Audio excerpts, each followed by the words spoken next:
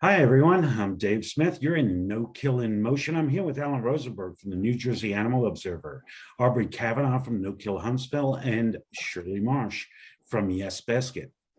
We're talking today about what rescues owe shelters. Rescue group liaison is one of the elements of the no kill equation, which we promote. But what do rescues owe the shelter animals most in need of being saved? It's enough to take just the most adoptable animals from shelters. Is it enough to take adoptable animals from shelters and leave those animals most in need behind? I don't think so, but I'm curious what everybody else here thinks. I think that rescues actually, I feel like rescues started as organizations that helped pull animals out of the shelters to actually get them homes. And it seems like more and more rescues are cherry picking, for lack of a better word, of the animals that they actually take. So let's start with you, Aubrie. What are you seeing where you are? What I'm seeing where I am is that rescue groups, for the most part, take animals out of shelters that I would consider the most adoptable, that have the least number of problems. And there's a couple of reasons for that. In our area in particular, most of our rescues are foster based. So it's not like they have a building. So what they're doing is they're taking dogs and cats that are the cutest, best behaved, fewest medical issues, absolutely fewest behavioral issues, because they're going to take them from the shelter, they're going to get them the veterinary care they need, they're going to put them for the most part in a foster home, and then they're going to market them and they're going to adopt them out and charge an adoption fee for that. So it's essentially, and I hate to use this word, but it's like the inventory that will move fastest, right? That they have to seek the least amount of help for. And I understand that, particularly if they're foster based. I mean, not every rescue group has a physical building where they can house an animal that might need more veterinary care, or a dog that maybe has some behavioral issues. What I would hope for, that I don't really see a lot, at least in my area, is I think there's a lack of balance. I mean, we certainly promote rescue group liaison as part of the no-kill equation, one of the 11 elements of the equation.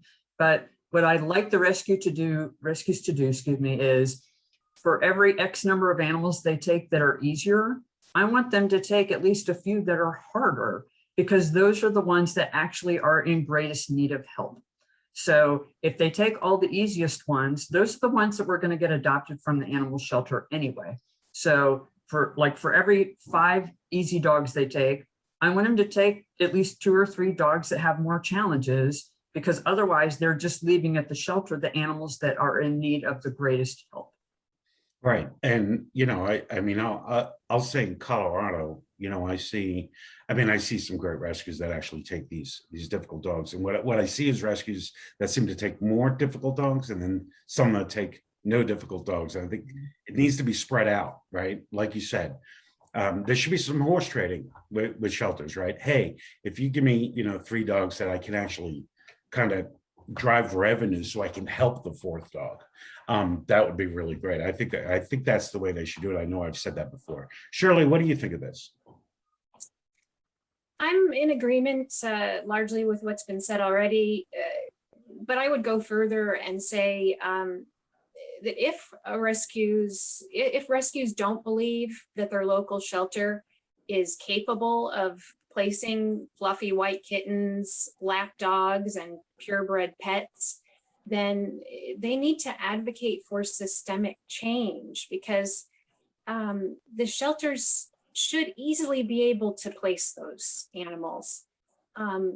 Rescue to me is going in and taking the least adoptable animals in the place.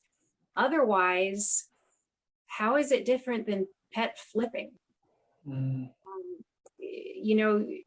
I understand they want to be able to charge fees for adoption, but they need to secure funding through other means than adoption fees. I don't like the idea that adoption fees are driving the funding for rescue groups.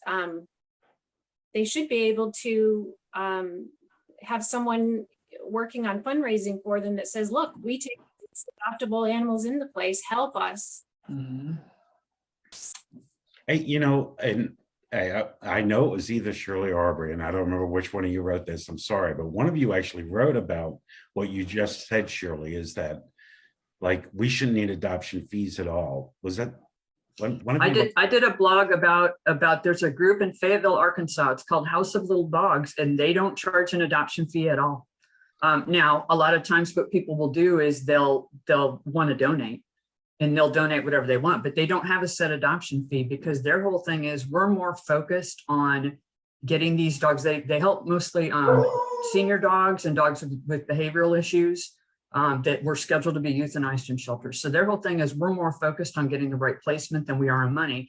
And they rely, like Shirley said, they rely on other ways to fund the operation. They're not charging an adoption fee and saying, oh, we had to charge that because that's how much it costs to vet that dog or more. They've got all sorts of different creative fundraiser things going on. And I'm a huge proponent of that. I think a lot of rescues set their adoption fees so high that they're pricing their animals essentially out of the market. And so you end up with people that are going to a breeder because the rescue group wants to charge $300-400. I've even seen animals on Pet Finder that are special needs, that are geriatric, and they're charging hundreds of dollars in fees. And I'm like, why are you not just screening and then giving that animal away? I mean, because you're gonna keep that dog, that geriatric dog, probably until it dies because people see your $500 fee and they're like, ooh, no, I'm gonna go somewhere else. David, we can't hear you. You're on mute, David. Sorry, my dogs were barking. Okay. I thought they were just agreeing with Aubrie. So Aubrie, that's obviously a blog on Pause for Change. What was the title so people can see it? I'd have to go look. When we post this video, I'll include the link for it. Yeah, because it was a good article. I mean, it struck me right away when Shirley said what she said. We're almost out of time. I want to get to Alan. Alan, jump in here. I'm all in agreement with Shirley. Basically, rescue is not rescue if you're not saving an animal who was either going to be killed at a shelter or be seriously harmed at a shelter. Otherwise, it's not meeting the dictionary definition of rescue. In my opinion, shelters that complain, or I should say shelters, rescues that complain about, oh, we need to charge high adoption fees to adopt out these animals, or we need easy to adopt animals so we can adopt out enough to pay for our operations, have it all wrong.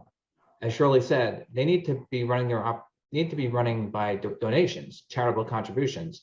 And the reason a lot of rescues aren't able to do that is, simply put, there's too many rescues out there doing the same thing. They're competing against each other for scarce donor dollars. So you don't have anyone, so you have someone in the rescue, they're doing the fostering, they're dealing with the other fosters, they're dealing with the vet, this and that, and they have no time for fundraising and whatnot. So I believe a lot of rescues should actually put their egos aside, merge together, so they can have dedicated fundraising people. They're not competing against other rescues, and they can have other people focusing on behavior rehabilitation, severe medical rehabilitation, et cetera, et cetera. I think that's the solution for a lot of rescues, but I think there's an underlying psychology in rescue where they want to be the hero. And it's hard for rescues to say, okay, I'm just going to be part of another rescue and do a certain role. And I think a lot of this also goes back to what the history of rescues. So in the past, in the 1980s, 1990s, 1970s, rescues could take the easiest to adopt animal, and that animal would have been killed at the shelter.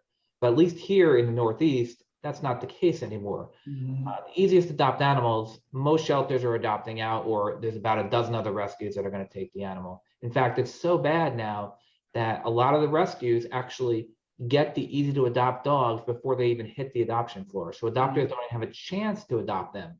Wow. And that also hurts the shelters, because if a shelter is trying to get off an adoption program, they need to at least have some easy to adopt animals to start getting people to have foot traffic in there, and them to spread the word to other people that, hey, this is a place to adopt animals. So in my view, rescues really have a very limited role. They should be pulling animals off the kill list of shelters, or at shelters where they're obviously being harmed, or they should be pulling animals from the community that are in serious harm and aren't going to be saved. So I think that's the role of rescues. And ultimately, the goal of rescues for shelters is to help them, at least initially, they can pull the easy to adopt animals as the shelter develops the no-kill equation programs. But ultimately, the shelter, when it becomes no-kill, are typically that the no-kill animal control shelters that are great tend to only send about 10% or fewer of their animals to rescue. And the rescues in those cases are largely pulling the behavioral cases and severe medical cases. So I think that's the role of rescues, how they can work the most efficiently to create a no-kill nation.